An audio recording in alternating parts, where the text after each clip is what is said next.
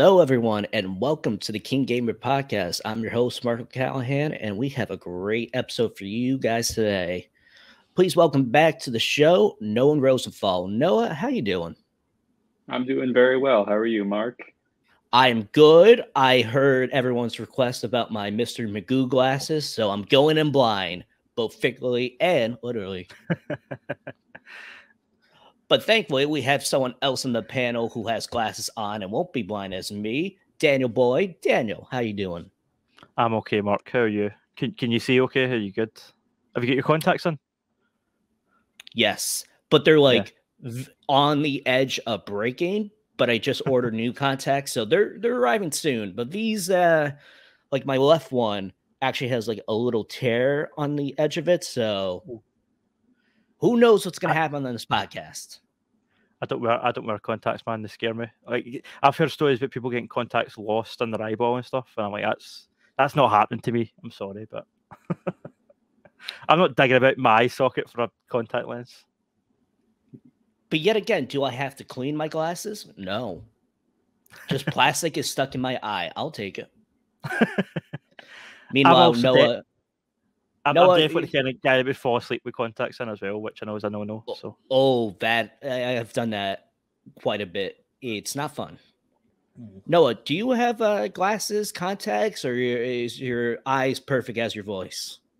I have glasses that I wear for reading and for driving, but I don't need them to see like all the time. I was about to say, like, yes, I did tell the story last week about my eye doctor. He's still a jerk. But you know who's not a jerk? This podcast, horrible transition, but I had to get back on track. We have a great episode for you guys today. We'll be talking all about the big launch of the PlayStation Plus tiers, coming in about 2-3 weeks, I believe. Whole list of games, including Ubisoft Plus coming to PlayStation and Xbox in the near future. God of War Ragnarok possibly coming this year, with a big news story that happened this week. And then we'll be talking about the best villains in gaming. But before we get to all that, Noah, you finally did it. You finally did it, and you're playing Bugsnax. Noah, please don't disappoint me. Do you like Bugsnax? I do. I was in the mood for kind of a simpler game. Yeah, it's now that I kind of have a feel for it. I'm doing pretty well. I went through the tutorial with that Wambus guy, and I was like, okay, this is all right. And I found this beach, and I got some people to go back to the village. I was like, okay, I'm kind of getting how this works. I just kind of wish there were quest markers. That's true, but it's not like a Breath of the Wild or Elden Ring. It's not like, wait, where am I going?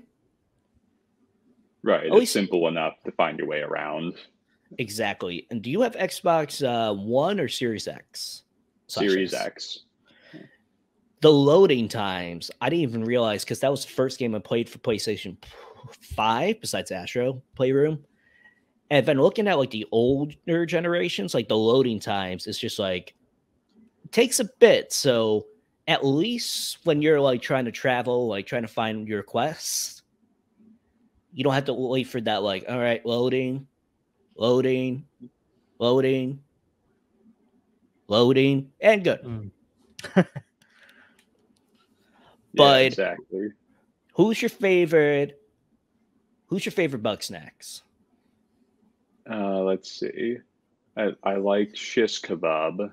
Shish Kebab. Yeah, I was like, oh, he's kind of funny. I like the guy in the little ball that I have to like smear stuff on and use to lure things out. That's fun. It has a cute, innocent voice, like Scrappy. Yeah, exactly. And they don't like. Kind of wish that they had done some kind of funny animation when they're being eaten, like Dark Cannabis, like oh no, and Bugsnax gone. Do you like Bunger? Yeah, the bungers are fun. Actually, let me just say this. Dan, do you know what we're talking about with Bugsnax? I saw the launch trailer, but I have no idea what this game is. Are you a bug that gets eaten, or are you a bug that eats stuff, or are you some sort of alien entity that's called a Bugsnax? Is the singular of Bugsnax, or is it still Bugsnax? Because you asked Noah, "What's your favorite Bugsnax?" and I assumed that was going to be a plural answer, but apparently not. What's going on? I mean, so Bugsnax is basically like, it's not even like humans. It's like these like creatures like you and I. Just so this island of Bugsnax, it's like basically like imagine, so it's like a bug and a snack, like French fries, burgers, strawberries combined. So I forget the name of this Bugsnax. So it's like, imagine if a spider, instead of its legs, were French fries. Right. Okay. Got you. And Bunger is just like this like little bug that is in shape of a burger. Sure. And it's basically like that. It's like Pokemon. Right. So you collect them. You collect them and then you eat them. Okay. Don't remember that bit in Pokemon. Ash just chowing down on Pikachu. Like, I don't remember that part. I haven't watched the recent season, but I thought that was going to happen. Spit roasting Squirtle and just getting a barbecue sauce. And so if I eat like the Bunger, the burger snack, you can, well, not me, but like any of the people in your village, you can replace one of their body parts with that, like, into a burger. All right, okay, that makes sense. Right. So it is a heartwarming, funny, innocent, drama, scary game. I'm not even exaggerating. Who the person eating the Bugsnax and growing burger limbs, are they human to start with? So it is on Earth? No, I mean, there's no like humans. They look like right. Okay. They look like they're from Monsters Inc. kind of. See, so that's a much better comparison. I was going to say Teletubbies because I couldn't think of anything. So it's some sort of alien planet, or I don't like. I guess it's like kids fantasy fiction kind of thing. Like to me, like that reporter you meet who sends you to Bugsnax Isle, like your boss. I was like, this is so much like that slug lady from Monsters Inc. And that's what made me think of it. Yeah. So that is on. Wait, so did you buy the game or did you finally get a Game Pass back? I'm playing it through the cloud. It's Game Pass. Nice. And not to jump ahead to the PlayStation, but I'm surprised Bugsnax wasn't on the list. But hey, you never know in the future. So Noah, was I right about Bugsnax? Yeah, you were right about Bugsnax. Hashtag Mark was right. I just want to end the podcast right now, just end on a high note. Just check us out on KeenGamer.com. That's it. Give us 5 stars. Bye. No. But Daniel, if you don't know, I'm obsessed with Bugsnax. I think it's one of the best games I ever played. One of the best indie games I ever played. Probably the best. It's the same developers who made Octodad. Right. Okay.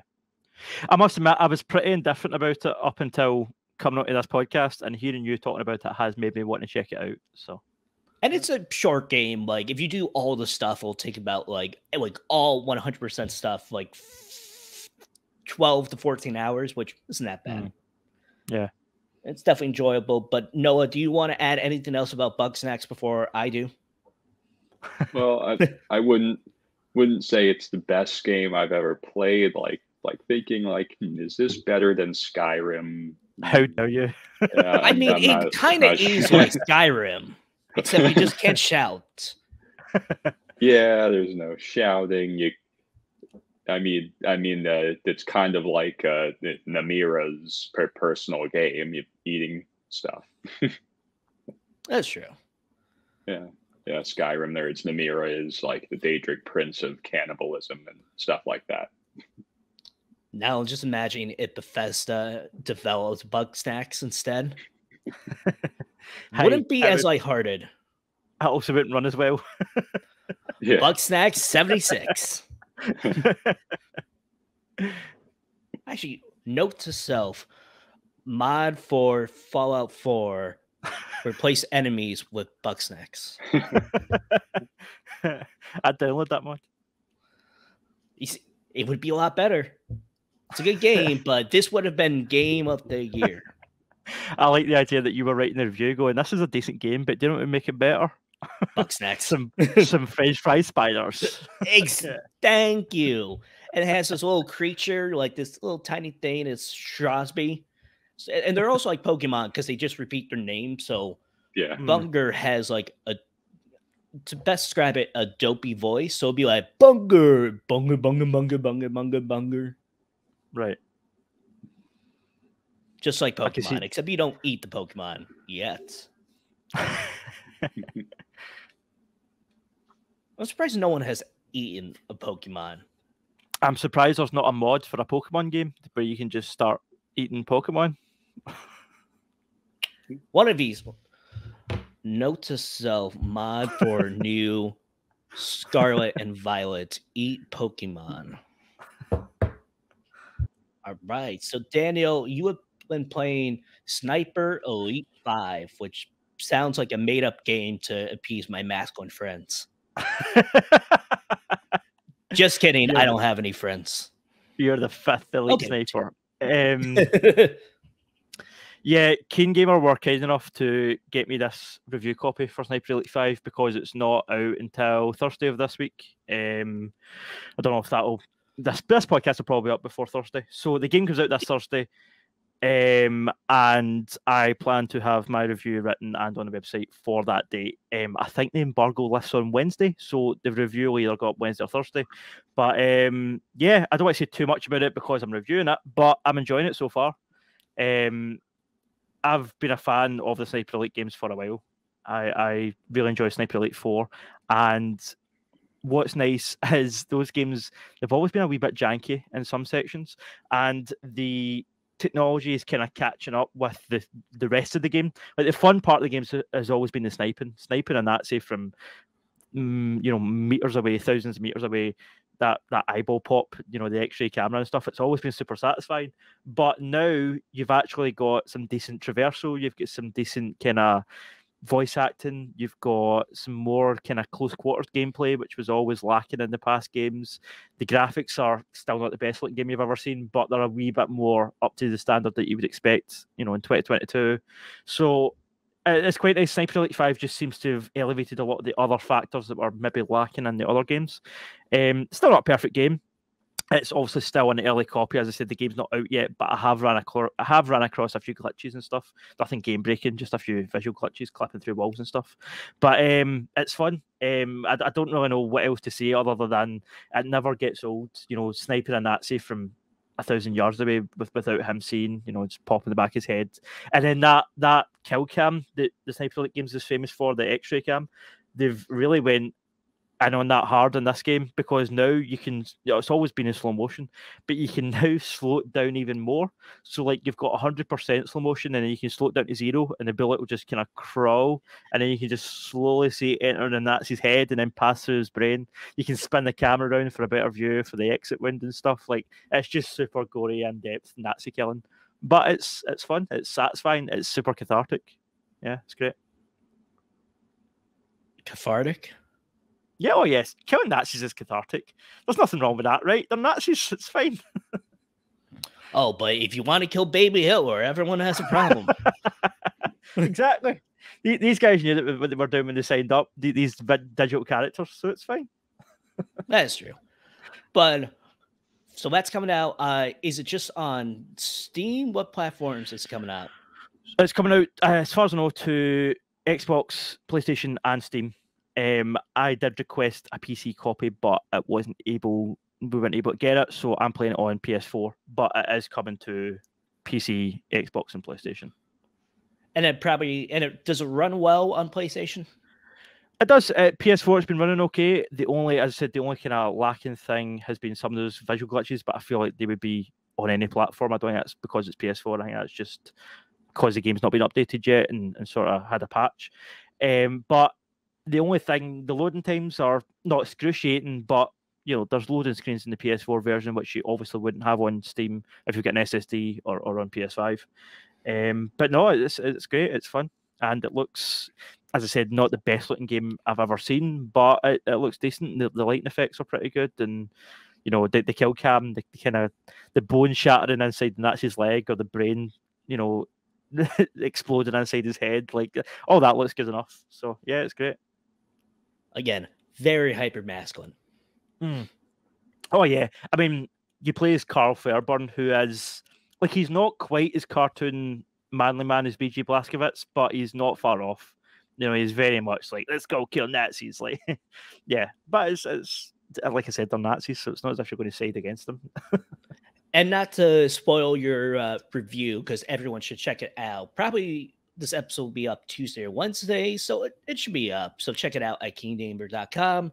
Is it above a 7 review score-wise?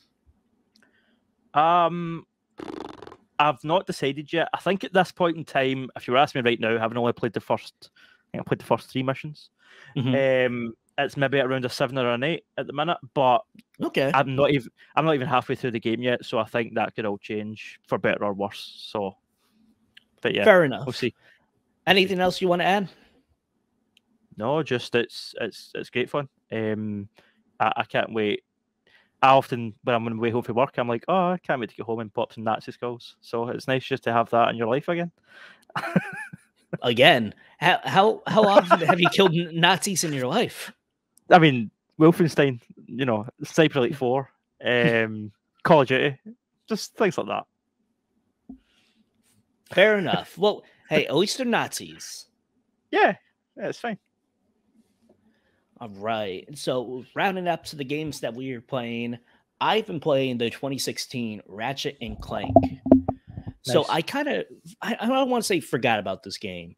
So I've never really played a Ratchet and Clank before, like ever.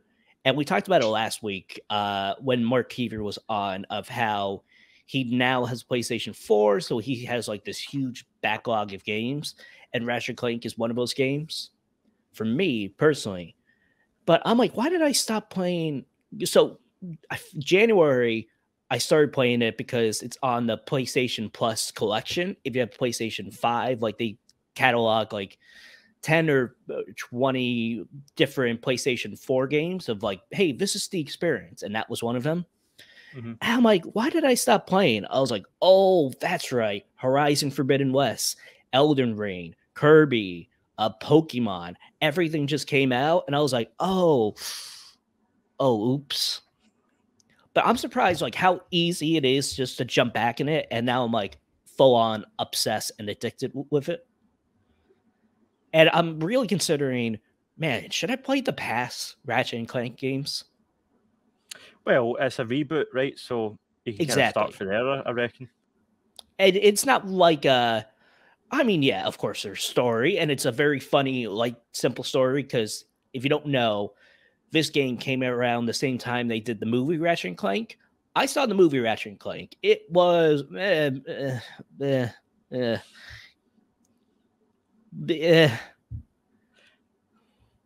best thing about the game, in my opinion, is that it feels like, ironically, it feels more like a Pixar movie than a game, and that's why I was really impressed by it at the time. I remember thinking, this is the closest I've ever felt to playing through a Pixar movie. Was that first Ratchet and Clank game? And that's how I felt like playing it. I'm like, oh my god, this feels like a Pixar, DreamWorks, Blue Sky kind of feel to it. And it's not like this game has like, I mean, a decent amount of heart. Like, Ratchet and Clank is not the first 10 minutes of Up. You know what I mean? Yeah. But it's still like very fun, enjoyable, actually pretty funny. And of course, you get the voices from actually like the movie, so it's always nice to hear John Goodman. Always underrated in my eyes, but so not to jump at even though it's going to come up next, I was really hoping Rift Apart was going to be part of the PlayStation Plus I feel like it will someday, so I'm gonna hold off buying the game. But man, I just want to jump all into Ratchet and Clank because I feel like we're still in backlog season. Even though there's some games coming up, like the Quarry coming up June 10th. Yes, so still some fun games coming up, but I'm so happy to discover Ratchet and Clank. Yeah. So that first Ratchet and Clank game that came to PS Plus. So I assume, as you're saying, Mark, I'm pretty sure the sequel will as well. But yeah, what that game was so impressive at the time with the particle effects. Remember all the particle effects being really detailed and really impressive. And I also liked how they changed some of the dynamic between Ratchet and Clank. If you've played the original on PS2, they were way more kind of bitter and cold towards each other. There was way more animosity between them, and Clank was really quite mean to Ratchet and vice versa.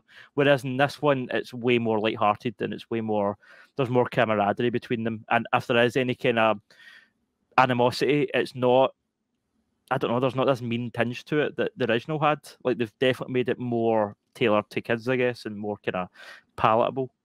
Like I remember back in the day, both those characters being really quite mean to each other. So yeah, they've definitely kind of softened that in the reboot. And I've not checked out Rift Apart yet, but I know that they've really kind of pushed the technology when it came to like the rifts opening, loading different environments kind of on the fly and stuff. So I'm excited to check that out as well. And if anyone like who's like, there's a lot of people that I know in my life and just in the industry that says like right now, Rift Apart is the best PlayStation 5 game, not only with first party, but just on that platform. So it's like, yeah, I want to play it. Yeah. Which is why I wanted to play Ratchet and Clank in the first place. So all works out. So that concludes the games that we are playing right now. So let's just jump into the news. And man, this is a PlayStation Plus week, or PlayStation Plus is the big thing, and then a huge PlayStation game coming up. But so we've been talking about it. I feel like since I was on this podcast last year of like what's PlayStation's answer to Game Pass and PlayStation Plus. Even though I hate the name, I wish they just called it Spartan, but they announced all these different tiers. And it's like, okay, but what's coming on the platform? You only gave us a couple of things, and last Monday, they gave us a bunch of games coming out. So if you don't know the tiers, so we have the Essential, which is just normal PlayStation Plus. You get your free games, 2 to 3 each month, and you get to play online. Then you have Extra. You can play a catalog of PlayStation 4 and 5 games. And then you have the premium, play 1, 2, 3 PlayStation 3 games. Wait, let me phrase that. PlayStation 1, PlayStation 2, PlayStation 3 games. I didn't mean like, yeah, you know what I mean. And game trials. And I think one other thing, but I'm forgetting. So just listen to the list of games in the Extra. And this is just first party. We have Death Stranding Director's Cut. We have Ghost of Tsushima Director's Cut. We got Gravity Rush 2. We got God of War. We got both Spider-Man games that came out for PlayStation 4. We have the Uncharted games. We have Until Dawn. We have Returnal. And then we have third-party games like Assassin's Creed, which we'll talk about in a different story. We have Red Dead 2. I mean, Guardians of the Galaxy, tons of stuff. Dan, I'm assuming, yeah, of course, you have a PlayStation. What's your thoughts on this? So, I'm honestly not that impressed. I'll take these games being included, things like Guardians and stuff that I've not played yet. Happy to sort of get them for, not for free, but for part of this. But, I mean, so in terms of the price tiers, the premium version, which is the one where you can play PS1 games, classics, etc., is double the price of the essential version. So the essential version is $60, then the extra version is $90, and then the premium version, which includes the classic games, is $120. So that's double the base price. For that, I would like to see them including the promise of when the next big exclusive comes out, it will also come to this service. You know, like God of War Ragnarok or whatever the hell the next big game's going to be. Even recent games, kind of PlayStation exclusives like Horizon Forbidden West and what's it called, the Tokyo Ghostwire, they aren't on it. So it just seems odd that like Game Pass to me is still the better deal. Like it's less money, you're getting brand new games. This to me isn't that sort of Game Pass. Like this to me, maybe I'm just being cynical, and maybe I'll feel different when, because I probably will get this, and even though I'm moaning about the price, I probably will pay it. But I might feel different, you know, once I've got my hands on it. But at the minute, it kind of just feels like Sony have just found a way to monetize backwards compatibility, and that was what I never really enjoyed about PlayStation. What's it called? Access or whatever. What's it called at the minute? PlayStation Plus, PlayStation Now. That's what I've always kind of not enjoyed about PlayStation Now. The idea that this game you bought 20 years ago that you could walk into a game shop and buy on the old console for less than a fiver. We're charging you a premium to play it. Like I've always found that a bit shady. And the idea that this is just really an expanded version of that, and it's not really an answer to Game Pass, I was a bit deflated by it, to be honest. Fair enough. And just to give you the prices, so Essential is still the same as standard PlayStation Plus. With extra, and this is all American dollars, it costs $15 per month, $40 per quarter, and then $100 per year. And then the premium is $18 per month, $50 per quarter, and $120 per year. So going back to like the Ratchet and Clank, like I haven't played a lot of these games in the extra tier. So that kind of like, I get it for someone who has always played PlayStation. This kind of feels like, oh, shrug, like this is it. But I'm like, oh, I want to play these games that would be like at least on sale, like $30-$40. So coughing up about 5 or 8 extra a month, I'm okay with that one. I think the big selling point of this is convenience. Like I'm saying, sure, you can save yourself money if you can buy a PS2 on eBay or something and buy a few cheap games. You can play what's on this list for a lot cheaper than what they're asking for. But you would need to go to the trouble of finding an old TV that you can plug your PS2 into, or buying an adapter for SCART to HDMI, and then hooking it all up, and then make sure the old game has got any scratches on it, and then there's just. It's the convenience that's going to sell people, I think, on this, and that's the main reason I would buy it. Because if you've got a PS5 or whatever, and you're like, you know what, I just want this one console underneath my TV. I don't want a shit ton of wires coming out. Like, I just want to play old games in the easiest way. Then that's who this is for, I guess.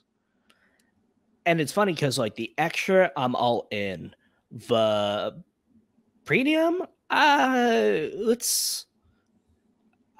don't know just yet, because I'm looking at the list of like the classic games. I'm like, oh, They are promising there's more coming though, right? Even though that is true. Yeah, there is more coming, and I believe they'll have like one final push, not for like the extra, because I feel like they just unveiled a lot of that. I can't really think of any game. I mean, I don't think it would happen, but I feel like in the extra tier, they're like, hey, Horizon Forbidden West is coming. I don't think it's going to happen, but I feel like they're going to announce a lot more premium games to get that old, the people who love the classic games, like on board with that one. Well, I'm kind of what you said there about the extra tier. I'm kind of the opposite. I kind of feel like, obviously, now we're paying for what's going to be the essential tier going forward. If I'm going to be paying extra, I'm probably just going to pay for the premium version. If you're going to up my outgoing cost, then I might as well, like, instead of jumping up half a step, I might as well just double it and go all in. But maybe that's just me. That's true. And I would probably buy. I mean, it's $120. I just said $120 per year, which it fits my budget, so why not? And by the way, the gaming trials that are coming at launch is the Uncharted Collection, Horizon Forbidden West, Farming Simulator 22, Tiny Tina's Wonderland, WWE 2K22, and this is really funny, just considering the history of it. Cyberpunk 2077. The game that PlayStation pulled is now like, okay, we're putting it back, but hey, are you sure you want to buy it? Just test it out. Just here you go. I'm curious to know Noah's thoughts, since he's not a PlayStation guy from an outside perspective. Yeah, I was going to say he's not a PlayStation guy, but I feel like instead of like looking out the window, he's kind of looking high in his castle because Game Pass is Game Pass. So please, Noah, what's your thoughts? Well, I wouldn't say I'm that surprised that Sony isn't able to offer it as good a thing that Microsoft did. Like that just kind of feels natural to me. But yeah, I'm not familiar with a lot of the games you're talking about, so I'm not sure about that. A few titles stood out though. At God of War, I was like, all right, so they've got something here, and Cyberpunk. So yeah, so I guess they might make adjustments after launch to figure like, okay, is this working? Is this not working? But I wouldn't call it an answer to Game Pass, because I think that they realize that it's, at least right now, it's not realistic for them to match that. Fair enough. I wanted, you're right-ish. Like, it's not like, here is our Game Pass. This is more like, here's our Game Pass when it first launched, like back in 2016, 2017. Like, in order to get to that level will take years and years. And then granted, when they get to that level, Game Pass would probably evolve even further. So, well, which I don't even think it's like a console thing. It's just how the business would work. I think you also need to remember the scale of the companies. Microsoft's also a much bigger company than Sony. But as Noah just alluded to, I guess one way to look at this is the infrastructure is going to be there going forward. You know, the technical infrastructure for this to evolve is going to be established. If it comes out and nobody buys it and it's an absolute failure, then they might kind of, backstep and say, oh, here's a couple of premium games that are coming out that are coming to this service to try and entice people to get on board. They might end up becoming more like Game Pass because this might kind of crash and burn. I don't know. And I feel like the people I talk to in my life who do have PlayStation are very excited about this, because I feel like the announcement of this lineup is more of like enticing people for the extra. And that premium is like lacking. And going back to what you said about the PlayStation Now, of how I viewed it, the streaming on that just wasn't really that good. And I have pretty good internet here. So it's just like that lag is just stressful. So hopefully, I don't know, maybe it was just a network thing. Maybe it's me. I don't think it's me, but who knows? So, and just to add further, so with the Essential, basically the free games that you get each month, that's only available for a month, and then afterwards you can't download them anymore. That will still be the first Tuesday of the month. The extra and premium will be in the middle of the month of new game announcements. So hopefully, fingers crossed, like Ratchet and Clank Rift Apart comes on. Bugsnax. And then, ooh, it's Bugsnax. Oh, Daniel, they have an amazing theme song. I'll look it up. Hot take. It's better than the Pokemon theme song.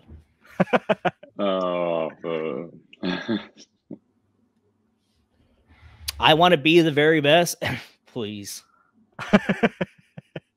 Grow up. Yeah, I mean, Bugsnax, they explain what the premise is. They're kind of bug, they're kind of snacks. It's Bugsnax. What else do you need to know? What else do you need? But now I'm wondering, I feel like, Noah, you would probably know this more than me. With PlayStation Now, I feel like they used to have like the big games, like, hey, we have Spider-Man, we have Control coming for like a couple months, and then it's off the service. Is there any like big games like that like with Game Pass? I know like some things like the smaller games and maybe 1 or 2 big games, but do they have like a monthly rotation? So I think so. Honestly, I don't totally understand how it works because I don't play that many games. But yeah, I think so because like when I didn't renew my subscription, I lost access to the games I had. It wouldn't let me play Infinite because it knows you were doing this through the pass. So like it didn't delete my data. I couldn't access it. So, and I do believe that there are rotational games, like when Halo Infinite eventually does go out of style, they probably will phase it out.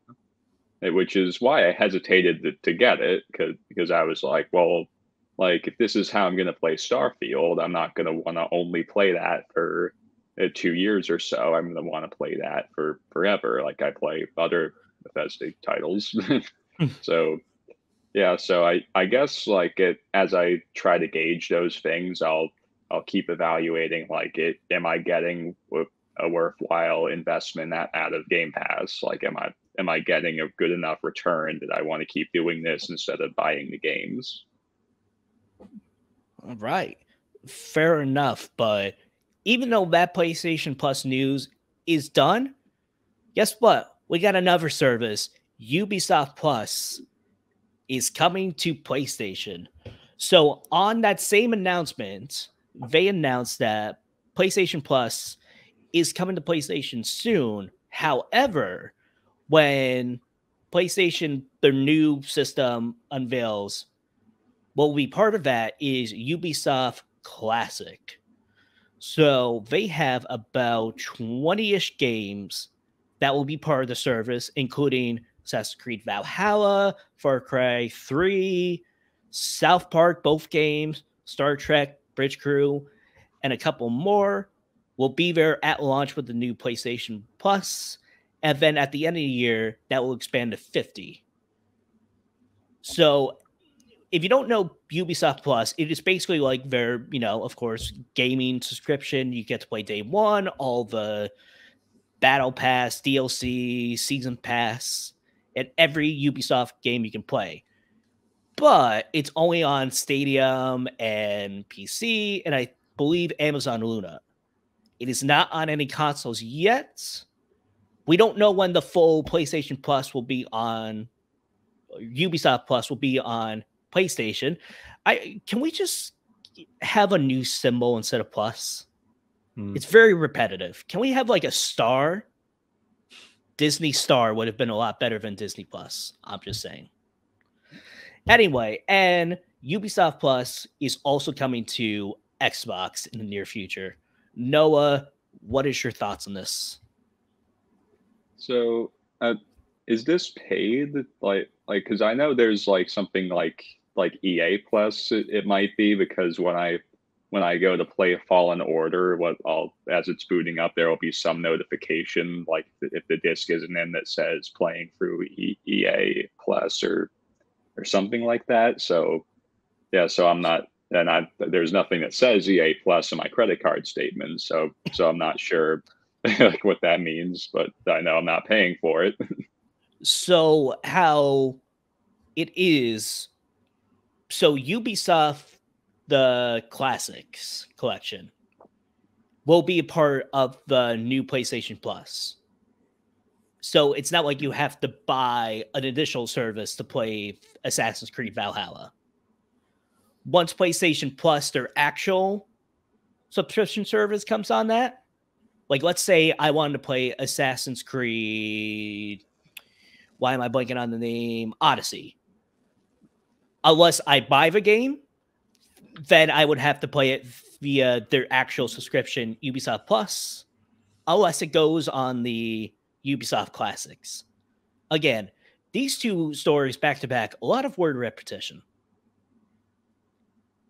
Yeah, I'm still not really sure I get it. So it's part of the Plus deal? Yes, so you don't have to pay any extras for the Classic Edition. Is that on the basic tier as well? Is that not only on the extra tier? That's only on extra and premium. Yeah. What I don't understand, and maybe I could just look at the games again. So, of course, Far Cry 3 was actually, you know what? It's remastered. So let me just get this up while I do that. Daniel, do you make sense of this? Yeah, I mean it's pretty straightforward. It's kind of just the same thing that PlayStation are doing with their classics. It's just it's like the PS Plus collection, but for Ubisoft. The most fascinating thing that I took away from it, though, in the midst of this acquisition war that's going on, a lot of speculation has been made, will someone buy Ubisoft? And this, in my opinion, has made it very unlikely that Microsoft are going to buy Ubisoft since they've just jumped into bed with Sony. I think that's quite an interesting aspect of it. It's not something like a lot of people are like, oh, well, Sony still haven't really came out with a response to Microsoft acquiring Activision. So could it be EA? Could it be Ubisoft? Could it be Konami? You know, whatever. This is the kind of first hint we've had towards that. I wonder if maybe Ubisoft are testing the business relationship just now, seeing if they do want to go into a full merger with Sony, or I don't know. Maybe I'm looking too much into it, but that was my first reaction was, oh, interesting. And Ubisoft are sort of signing up and jumping into bed with Sony. I wonder if it will come of that relationship, and I wonder how Microsoft feels about it, because I would assume when it was kind of rumored that Ubisoft were up for acquisition, I would assume Microsoft were probably interested. So that's quite an interesting aspect of it, I think. So what I'm understanding, I feel like it's going to be part of the extra tier, because I don't see any Ubisoft game that's featured on there in the announcement is in that premium, aka was on PlayStation 1, 2, PSP, PlayStation 3. Even though like Far Cry 3 came on 360, PlayStation 3, it's the remaster, which I believe probably came on PlayStation 4. So basically, you just got to pay at least the extra. So it's just a couple more bucks than the essential. So all in all, pretty good deal. I mean, we're going to talk about video game villains, and this guy is not on my list because I have not played this game, but Voss from Far Cry 3. I've always wanted to play. I just see this guy, like, he's on, like, the top of the top video game villains. Who knows? Maybe it's on Daniel Noah's list. I guess you'll have to find out. But anything else about the Ubisoft you guys want to touch on? Just to be curious to see if this does lead to any sort of acquisition of Ubisoft. I'm way more interested in that at the minute than the PS Plus stuff, but it's interesting to see the rest of the industry evolving around it. And what I'm also curious about, you know, we speak about these games streaming and what might come to it and stuff, but what if, let's say there's, I don't know, any developer, let's just say, I don't know, Supermassive, right? So all Supermassive games are, let's say, are on this streaming service. If you've got premium, you can stream Until Dawn and stuff. But what if Xbox turn around and buy Supermassive? Will they games then get pulled from the PlayStation service? Like, well, I guess Supermassive are technically a third-party PlayStation sort of partnership, but just an example. It'd be interesting to see what would happen, you know, if another merger deal happens down the line and one of these developers gets acquired by a rival corporation, will they then get pulled from that streaming service?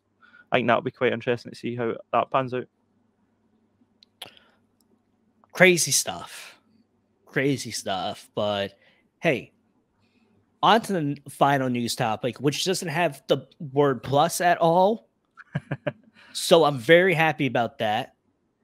God of War. So on the Global Accessibility Awareness Day, which I didn't know was a thing, but hey, that is awesome. PlayStation unveiled all the accessibility features for God of War Ragnarok, including not really new footage. We've seen the footage before, but of course it looks great when it first was shown, but it looks like, oh, this is ready to go. So the reason why this is part of the news, besides, if you guys remember when The Last of Us 2 came out, they had the same amount of accessibilities, like tons and tons of stuff, which is awesome. And it's always appreciated to see that in gaming. But they did that during the final stages of Last of Us 2. I've been saying, like, you know what, next year we're going to get God of War Ragnarok, but Daniel, does this news convince you that we might get it this year? I think that the team are aiming for this year. I think that Santa Monica are aiming for 2022. I wonder if the reason that they haven't out and out said it, or put out a trailer with a definitive release date, is because maybe they're trying to save themselves I don't know if embarrassment's the right words, but they maybe try to save themselves the hassle of rescheduling it, and delaying it. I wonder if they're just trying to kind of stave that off, and they think they can make 2022, but they're maybe not sure that they can, and that's why they've not officially put a trailer out with a release date on it. But the fact that this news is coming out, the fact that the thing looks ready, as you're saying, or at least sections of it do, and the fact that they changed their Twitter bio to say that they're the publishers of God of War Ragnarok coming 2022, I think all of that suggests that they do think this game will be ready for the end of this year, but they're maybe not just 100% yet, which is why we've not definitively been told, a pre-order date or whatever. Mm-hmm. Noah, what's your thoughts? So yeah, I kind of agree with what Dan's saying there. They maybe saw what the unfortunate Starfield news, and then we're like, let's just not announce a date. If we don't know, let's just not provide a date. Exactly. So not date, but of course, when they announced Ragnarok is coming, which, as I'm saying that sentence, is very badass. Ragnarok is coming. They just said 2021. I think they just did that just to get hype people up on PlayStation 5. But they're like, hey, maybe 2022. And I just assumed when you announce a date, I remember last year during E3, they announced Guardians was coming in October. E3 was in June. That's a couple months away. I'm like, what? Are you sure about that? And then I'm looking at the 2018 God of War. That came out April 2018. 4 months earlier, they announced it was coming out in April. So realistically, we could probably see a state of play in a month or two. 15 minutes, get people hype up, start the marketing campaign, and at the end, it would be like November 16th or 18th. God of Ragnarok is coming. Mm-hmm. Yeah, totally. And I feel like if Ragnarok comes, again, out of context, that sounds very scary and badass. Do you think this game has a chance to rival Elden Ring? Because I feel like there's... I'm looking at the second half. I feel like there will be great games coming up. Lots of great games. But to be that game of the year... Ooh. See, I find it really hard to compare them. It depends what you're playing the game for. I don't like Souls games. I don't like Elden Ring because when I play a game, I want to be told an incredible story. The gameplay, yeah, if it's fun moment to moment, that helps. But I would much rather experience a detailed narrative like God of War, which maybe has, it's got satisfying gameplay, but maybe not the most challenging gameplay, unless you're fighting the Valkyries, because they were a bitch to fight. But but besides that, out and out, just playing through God of War in general, it's not as difficult as like a Souls game. But yeah, it's just got a way more kind of satisfying, detailed story. Elden Ring is famous.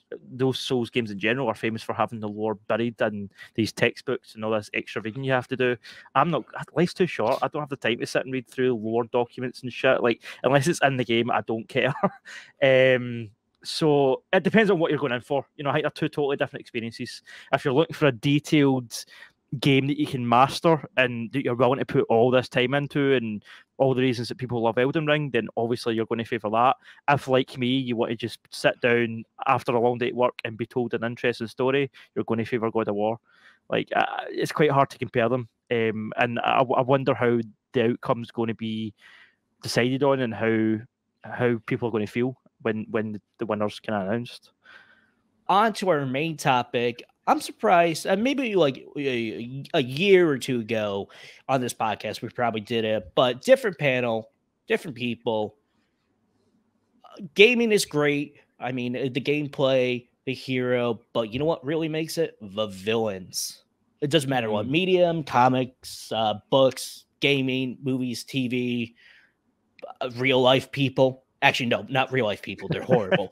But villains, we love them. So, in honor of that, we will be talking about our favorite villains from gaming.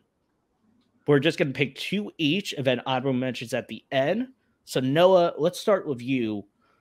Who is one of your favorite gaming villains?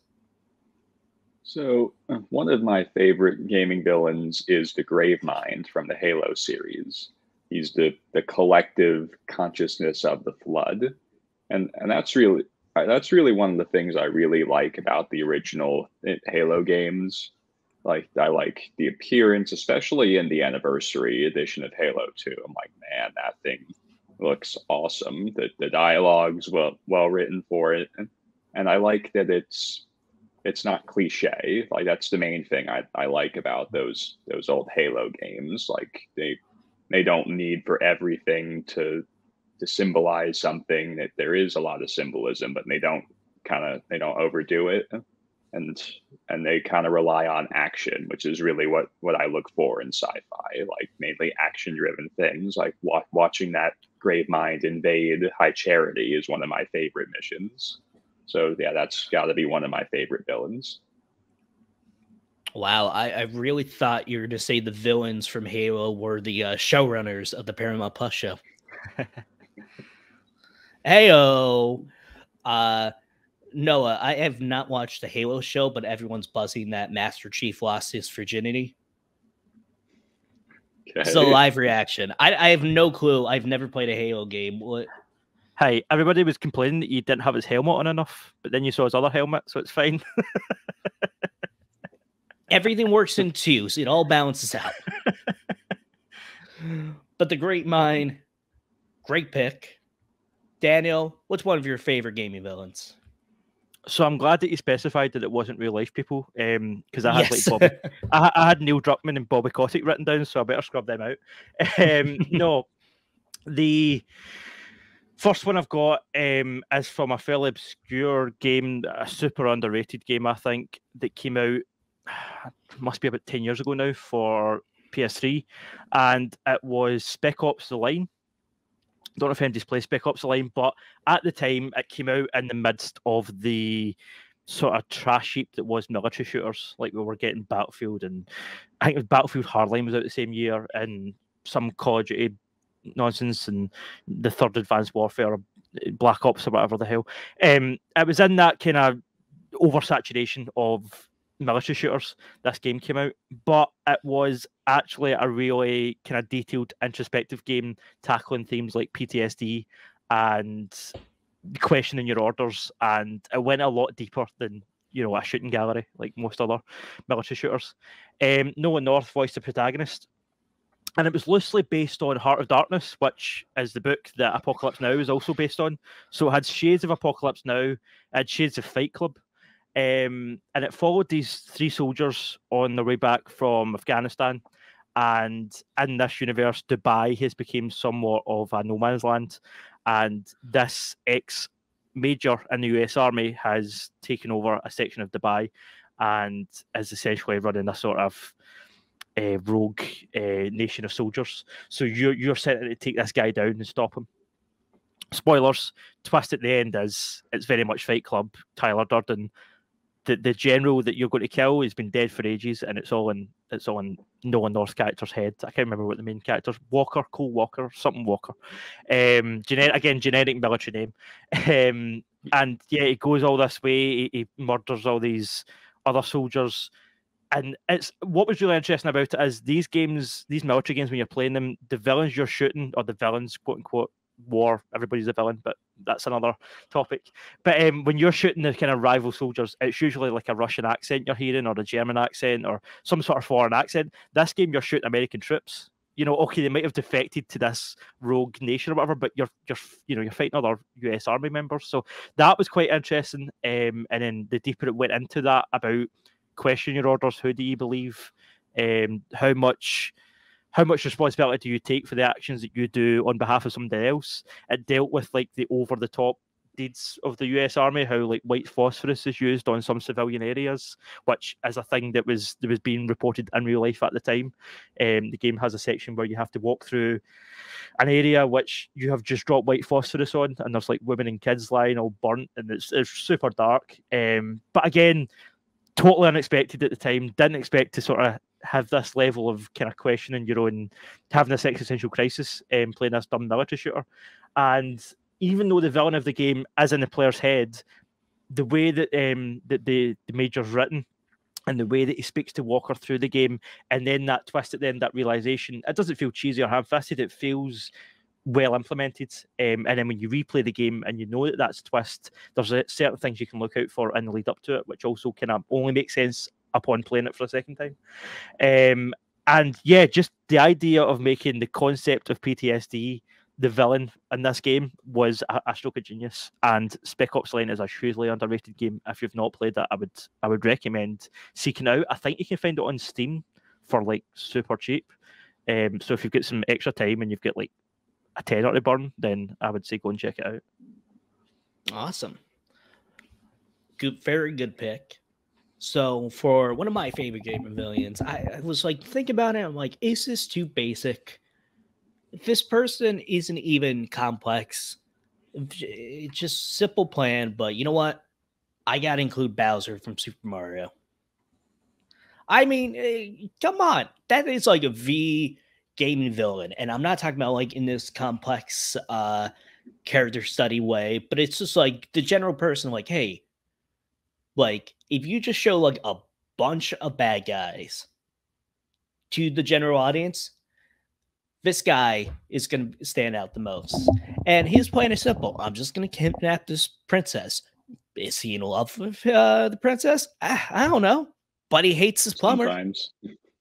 Yeah, sometimes he just wants to go on vacation and just, kill Mario.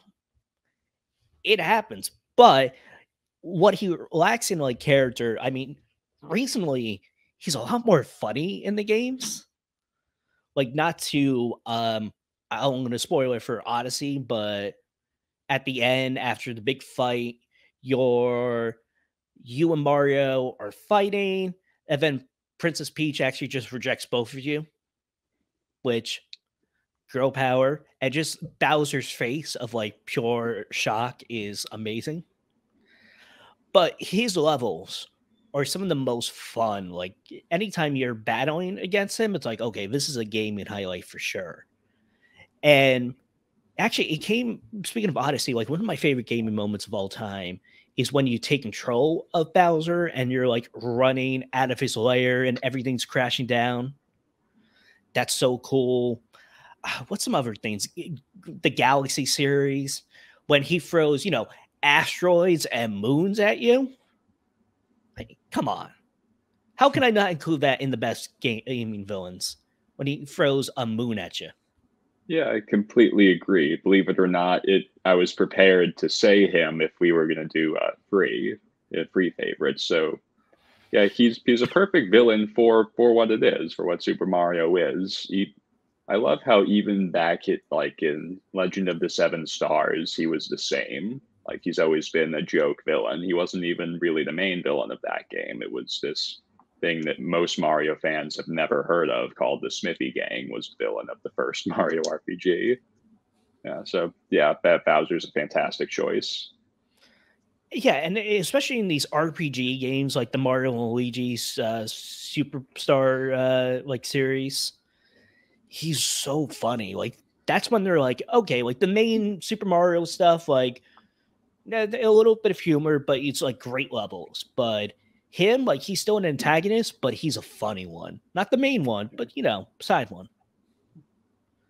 But thank you, Noah, for agreeing with me. But Noah, who is your favorite gaming villain? So I had to dig for this one. So Yeah, so I did think of a good one. So the original Fallout game by Black Isle Studios was, of course, a classic PC game. And at the end, you fight this fantastic villain that's just called the Master, sometimes called the Master of the Super Mutants. And through the whole game, you were kind of getting bits of information that eventually, like, people could tie together and be like, okay, this is who this person is, and like this is how they started and how they ended up this way. So this person started out as a scientist called Richard Moreau living in a vault. And if I'm not mistaken, they were exiled because they committed a murder. So this brilliant scientist to kill someone is exiled from the vault, changes their name to Richard Gray for some reason, and lives out in the Mojave Wastelands, as it's called in New Vegas. I don't remember if they call it that in the originals. So yeah, so then he goes on these adventures, runs up some circles, and discovers the forced evolution virus, which is abbreviated to FEV for modern Fallout fans. It's the disease that makes super mutants, essentially. So, yeah, can you hear that? There's a siren. I didn't hear that, but Nope. Maybe they're just calling the emergency services. Maybe that's too hot of a take. I don't know. I thought you were going to say Skyrim. All right, so are you? Yeah, is something okay, Noah? You didn't say Skyrim. Yeah. So yeah. So just know that now we're 2 minutes in. There might be a siren. Okay. Hey, as long as they're not coming for you, we're all okay. All right. Yeah. So yeah. Sorry about that. So yeah, no worries. What was I saying? Now there's a plane. Oh my God! What is happening in your neighborhood? Sirens, planes. Are you the game going, Noah? Are they coming after you? I sometimes wonder if I'm a game. That I might be.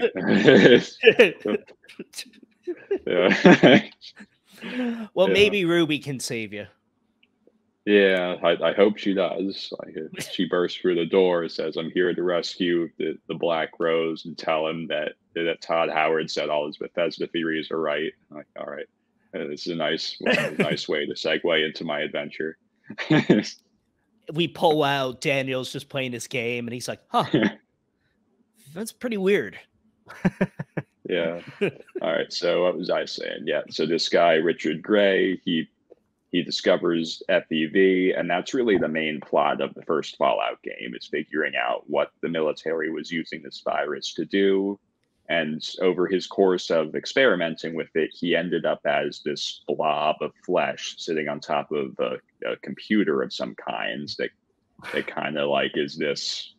It's this thing that generates mutants, generates the Mariposa strain of super mutants, and he's trying to take control of the wasteland with it.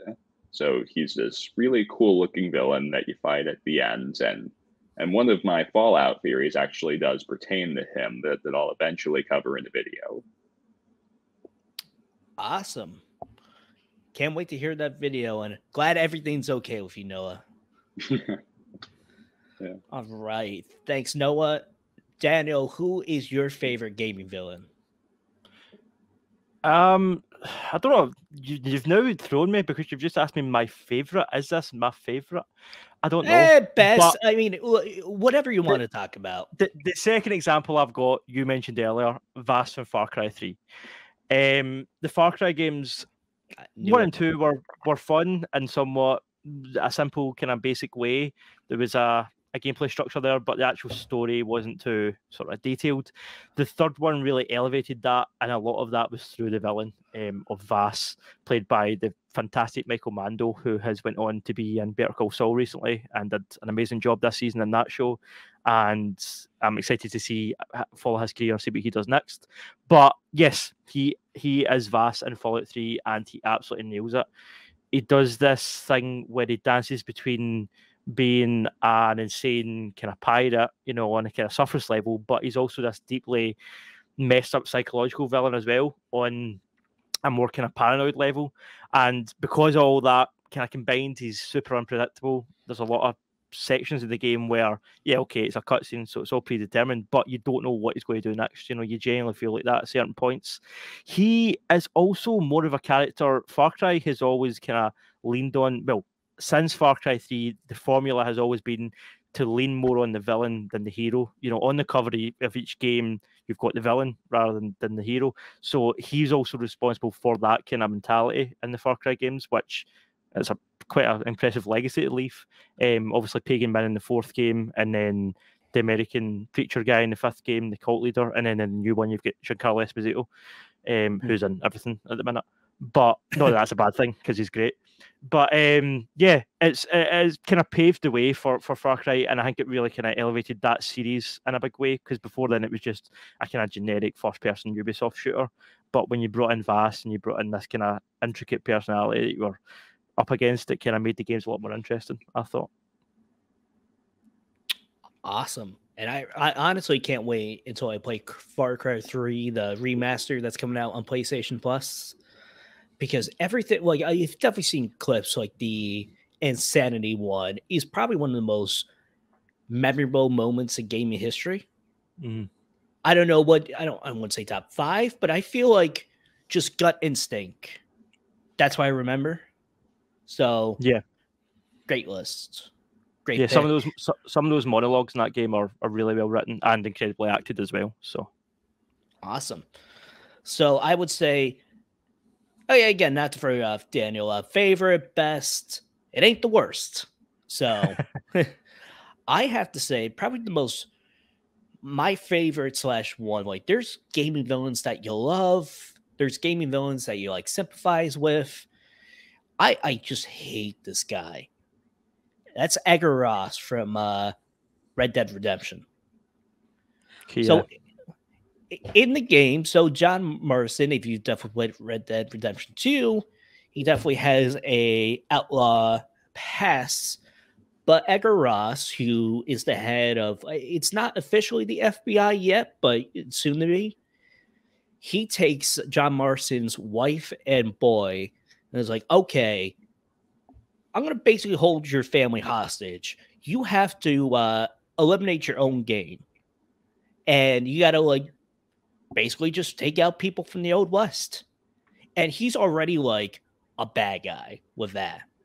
And then spoilers at the end, you kill everyone that he asks, you go back to your ranch, you're just living your idyllic life that you had before. And then all of a sudden, Edgar Ross and a bunch of people on horses storm your ranch, and they kill John Marston. Holy poop! I was shocked. R.I.P. John. No, R.I.P. John. And if the game after that, like, it's also one of the most satisfying kills, because after that you play as Jack Marston, John's son, who's all grown up and takes revenge and kills Edgar. But man, I just hate this guy. Yeah, he's the worst. And just, if you want to talk about the memorable gaming moments, I think the whole level at the ranch when you're trying to get John Wife's and kid out and keep them safe, and just that one last stand, even though there's a bunch of what do you call them, like agents, Confederate soldiers. Yeah, exactly. And Edgar, you're surrounded. You have no chance in hell, but you use your dead eye to try to take some people out, but you just get killed in a shootout. Yeah, what a moment. That kind of just cements that legacy for me. And even though Red Dead 2 definitely had some great villains, I think you just can't top Edgar. That's just my opinion. I think Butch in that first game, what was really interesting about him, he's a really interesting villain in gaming, because you get to see both sides of him. You get to see him as the person you're chasing, and the whole kind of first game is based around killing Butch, and then the second game you see how he became the way he became and the decisions he made, and did he go insane as he got older? Did he lose his sort of humanity a wee bit? And that's a good all round character. Exactly. And I feel like with Butch, I wouldn't say sympathetic, but he's definitely a very complex character. Yeah, there's definitely layers to him. Exactly. Like sometimes you just really hate him, and sometimes I wouldn't say love, but you're like, yeah, I can get with this guy. But he has a certain charm. Yeah. Exactly. But I feel like Edgar does, like, he embodies the themes of like Red Dead Redemption, even though they're trying to do with the Old West. That element is still there, and that ruthlessness, and how John really can't get the American dream. Like, there's no moment of sympathy with Edgar. And again, that shootout scene definitely cements him as the top villain in my eyes. Yeah. But that's just me. Guys, did you guys have any honorable mentions? I know Noah would have said Bowser, but I said that. Yeah, so I thought about Bethesda villains. The thing with villains in those kinds of games, like they tend to be underdeveloped because they have no cutscenes. Like that format, open world RPG, makes it difficult to develop good, to develop good villains. Mm-hmm. So you kind of have to imagine what they might be like. And recently they've tried to find ways to develop them without cutscenes. Like there's the memory train with Kellogg and in Fallout 4. There's a lot of conversational dialogue.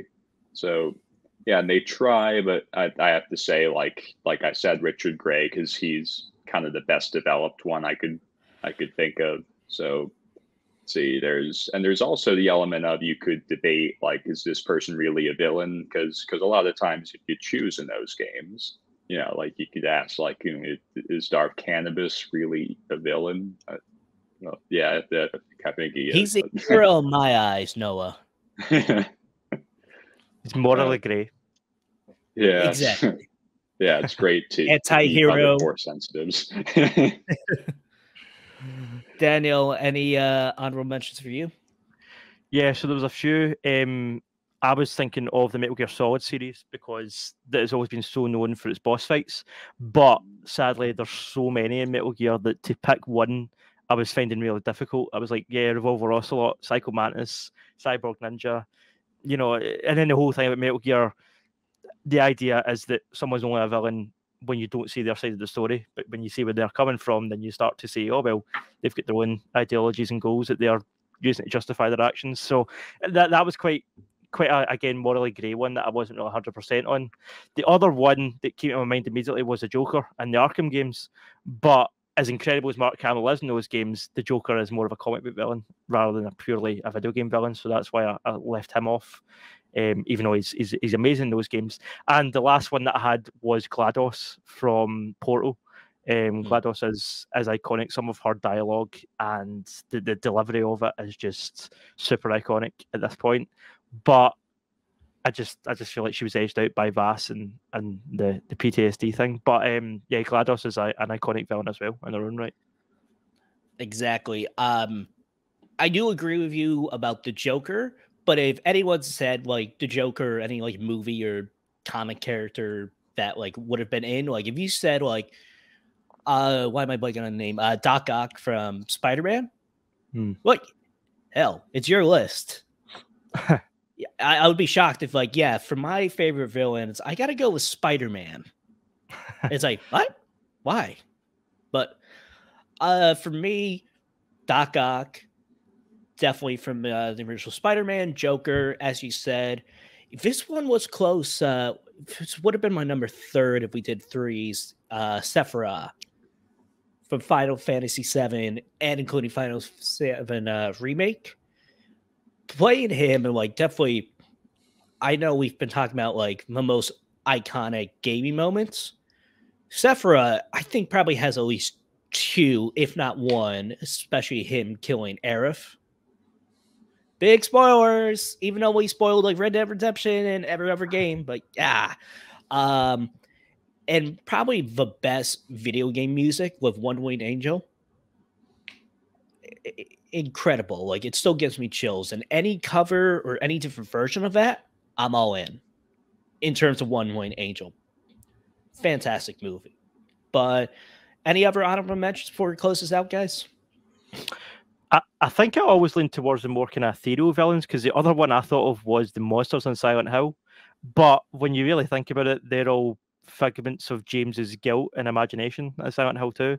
So does that count? But yeah, the fact I just realised the fact I spoke about PTSD from Spec Ops, and now I'm talking about the guilt that James feels from probably killing his wife in Silent Hill 2, manifesting itself in these monsters. I find that quite interesting, when instead of just being a guy with an agenda, it's more of a kind of idea that's antagonist. I always find that quite interesting. So maybe Jane was the villain the whole time.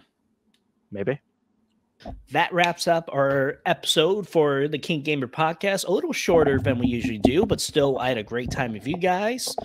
Thank you for listening to the podcast. Please rate us on Spotify 5 stars. It boosts us up in the charts, and we get more lovely people like yourself listening to us. We always have a great time. Please check out KeenGamer.com. We have a lot of great articles. Dan, you have your review coming out around the time of this podcast dropping. It actually could be on the site right now as you're listening. So please check that out. And Noah, I know you have 2 great articles that just came out. Your 5 hopes / predictions for Obi-Wan series and Jurassic World. Very good. And I can't wait to talk about Star Wars with you, Noah, especially, and all of the Darth Canada stuff. Is no one working on a Stranger Things one as well? Because I'm looking forward to that. Yeah, that's in the works. I'll finish that. Sometime this week I'll finish that article. And there's my YouTube channel. Right, I'm not sure what the next video will be yet. I'll probably go back to Elder Scrolls though. That's the Black Rose on YouTube. If you don't find it like that, then just add the word Bethesda, and a nice picture of a burning rose will come up that I spent a week designing. It does look pretty good. All kidding aside, like it. Good job, Noah. Daniel, where can people find you? You can check out the Pop Shock podcast. We just recorded an episode today, which will be up by the time you hear this, hopefully, where we spoke about the upcoming Disney Plus Daredevil series and our sort of expectations for that. And you can also check out, we did an episode a few weeks ago where we spoke about the biggest disappointments in gaming. I've just finished a really meaty article. I think it was around 8,000 words at the end of it, which was the top 15 most disappointing games upon release. So things that might be good now, years later, but when they came out were a huge letdown. So yeah, check out that article. And I'm sorry, no, there is a few Bethesda games on there. And you can also, as Mark said, just keep tuning for the Sniper Elite 5 review. I will be sharing that on my Twitter when it goes live. So if you want to follow me at DanBoyd95 for that. I mean, you talk about your Lawn article, which is going to be great. I want to break the record for KeenGamer and of having like the longest article. I want to rank every single Treehouse of Horror. Oh, that would be a good great. All 34-ish, or at least 30. But knowing me, I'm going to be lazy. It'll be like one sentence, like, I like the intro. Next entry. One set of reviews. Yeah, exactly. Just out of curiosity, Mark, do you know the longest article on KeenGamer currently? No, I don't know the status of this article, but I do know someone is actually doing kind of news that we didn't really announce. We're doing music articles on KeenGamer.